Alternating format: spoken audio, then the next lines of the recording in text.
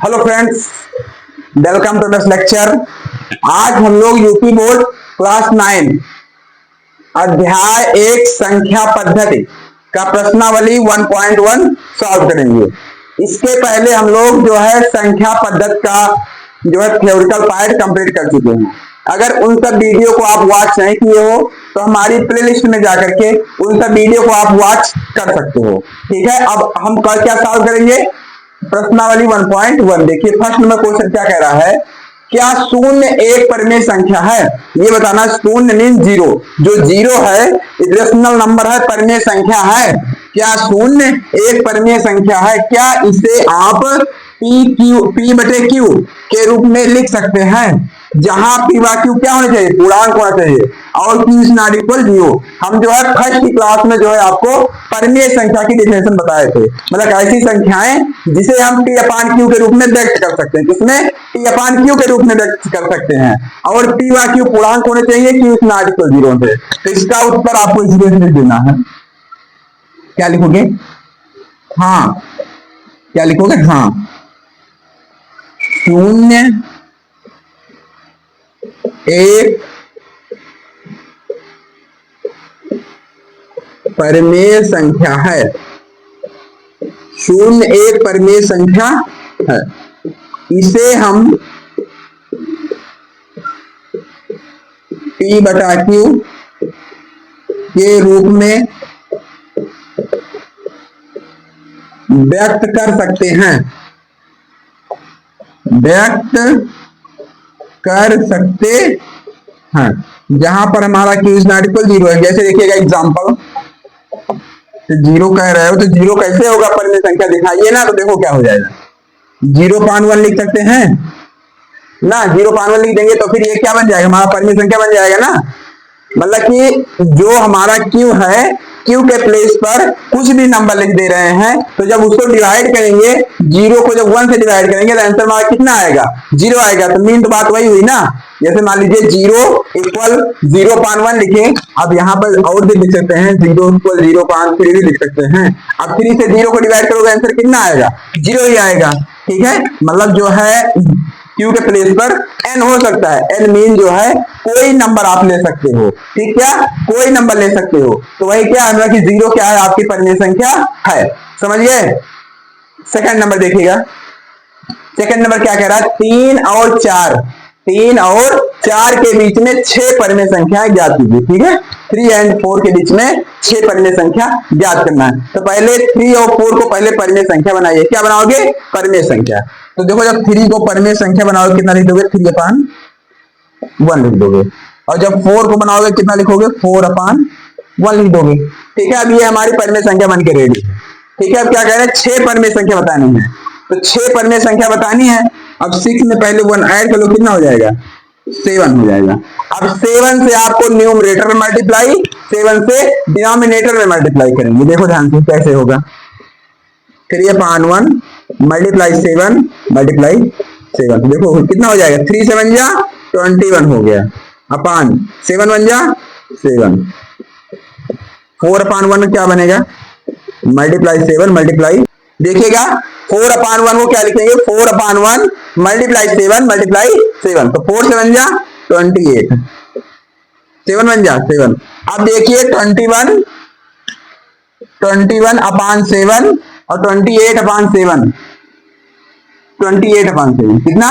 28/7 के बीच में 6 परिमेय संख्या लिखनी है, 6 परिमेय संख्या लिखनी है। 21/7, 22/7, 23/7, 24/7, 24/7, 25/7, 26/7,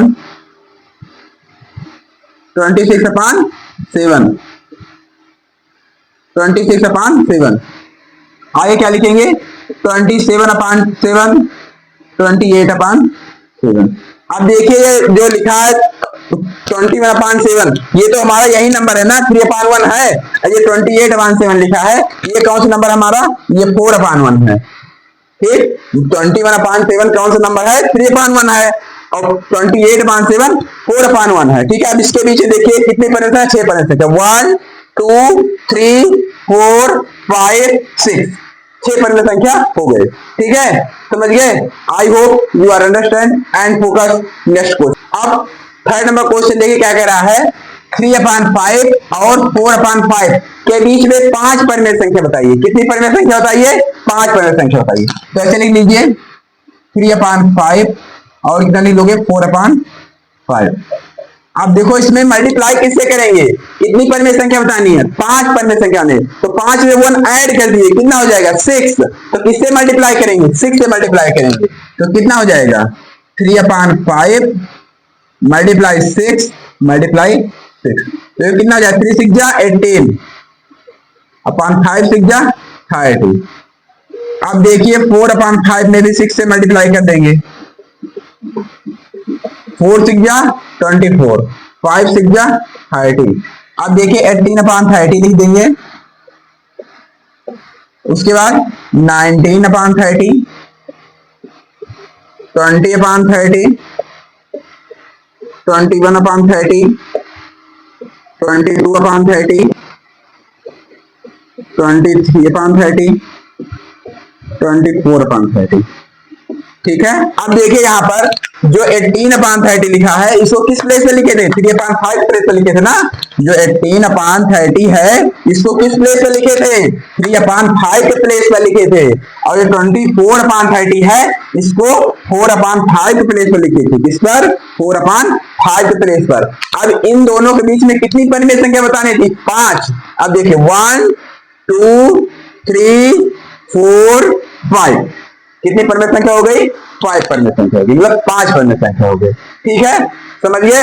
आई hope you are understand and focus next question. अब 4 नंबर क्वेश्चन देखिए क्या कह रहा है। नीचे दिए गए कथन सत्य है या असत्य बताने हैं। जो कथन दिए गए हैं, जो फैक्ट दिए गए हैं, ये ट्रू है या फॉल्स, मतलब कथन सत्य है असत्य है। कारण के साथ अपने उत्तर दीजिए। ठीक है, उसका रीजन बताना है। अगर सत्य है तो क्यों सत्य है, असत्य है तो क्यों असत्य है, यही आपको बताना है। ठीक है, देखिए फिर फर्स्ट नंबर क्वेश्चन ये क्या कह रहा है। प्रत्येक प्राकृत संख्या एक पूर्ण संख्या होती है। मतलब कि प्रत्येक जो प्राकृत संख्या है एक पूर्ण संख्या होती है। प्राकृत संख्या 1 से स्टार्ट होती है, 1 से इनफाइनाइट तक। और जो पूर्ण संख्या होती है 0 से स्टार्ट होती है। तो लिख देंगे उत्तर सत्य। उत्तर क्या लिखेंगे? सत्य। ठीक है, अब कारण बताना है। क्या बताना है? कारण। तो क्या कह रहा है? प्रत्येक प्राकृत संख्या पूर्ण संख्या होती है, लिखना है फिर पूर्ण संख्याओं, पूर्ण संख्याओं के संग्रह में प्राकृत संख्या आती हैं। ठीक है, मतलब कि प्रत्येक पूर्ण संख्याओं के संग्रह में वहां पर प्राकृत संख्या आ जाए। जैसे आप पूर्ण संख्या लिख रहे हो तो वहां प्राकृत संख्या आ जाएंगी। ठीक है, अब सेकंड नंबर देखिए क्या कह रहा है। देखो प्रत्येक पूर्णांक एक पूर्ण संख्या होती है। जो पूर्णांक होता है ये पूर्ण संख्याएं होती हैं। पूर्णांक देखिए 2 टाइप का होता है आपका, एक धनात्मक पूर्णांक, एक ऋणात्मक पूर्णांक। अब वहीं पर जो पूर्ण संख्या होती हैं ये 0 से स्टार्ट होती हैं, इनफाइनाइट पे जाती हैं, लेकिन ये निगेटिव नहीं होती हैं। ठीक है, बोलेंगे असत्य।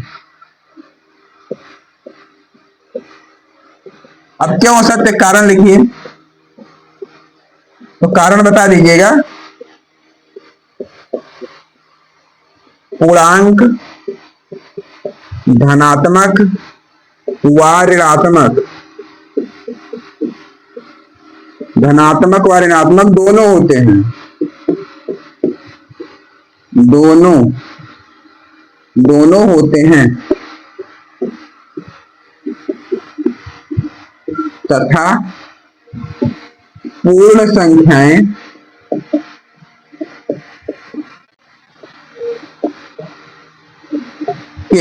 पूर्ण संख्याएं केवल धनात्मक होती हैं।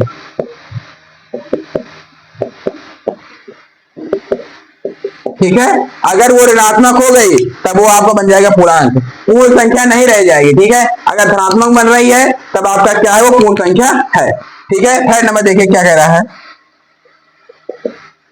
देखिए, प्रत्येक परिमेय संख्या एक पूर्ण संख्या होती है। अब देखिए, प्रत्येक संख्या जो है, परिमेय संख्या जो है, उसको पी अपान क्यू फॉर्मेट में लिखते हैं, लेकिन पूर्ण संख्या जो है उसको पी अपान क्यू फॉर्मेट में नहीं लिखते हैं। अगर पी अपान क्यू फॉर्मेट बन गया तो फिर पी अपान क्यू फॉर्मेट में नहीं बनेगा पूर्ण संख्या, अगर बन गया तो फिर पूर्ण संख्या नहीं है, परिमेय संख्या है। ठीक है, उत्तर बोलेंगे असत्य। क्या बोलेंगे? असत्य। कारण लिखिए, कारण ये लिखेंगे, परिमेय संख्याएं P बटे Q के रूप में होती हैं, P बटे Q के रूप में होती हैं, तथा पूर्ण संख्याएं P बटे Q के रूप में नहीं होती हैं।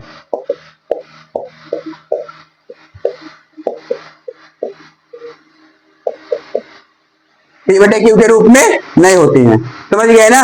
देखिए फिर से देख लीजिएगा, प्रत्येक प्राकृतिक संख्या पूर्ण संख्या होती है, यह सत्य है। ठीक है, कारण क्योंकि पूर्ण संख्याओं के संग्रह में प्राकृतिक संख्या आती है। ठीक है, अब सेकंड नंबर क्या कह रहा है, प्रत्येक पूर्ण संख्या प्रत्येक पूर्णांक एक पूर्ण संख्या होती है, असत्य। पूर्णांक धनात्मक ऋणात्मक दोनों होते हैं, तथा पूर्ण संख्याएं केवल धनात्मक होती हैं। अगर ऋणात्मक हो गई तब क्या बन जाएगा, पूर्णांक बन जाएगा। थर्ड नंबर एक क्या कह रहा है, प्रत्येक परिमेय संख्या एक पूर्ण संख्या होती है, तो बोलेंगे असत्य।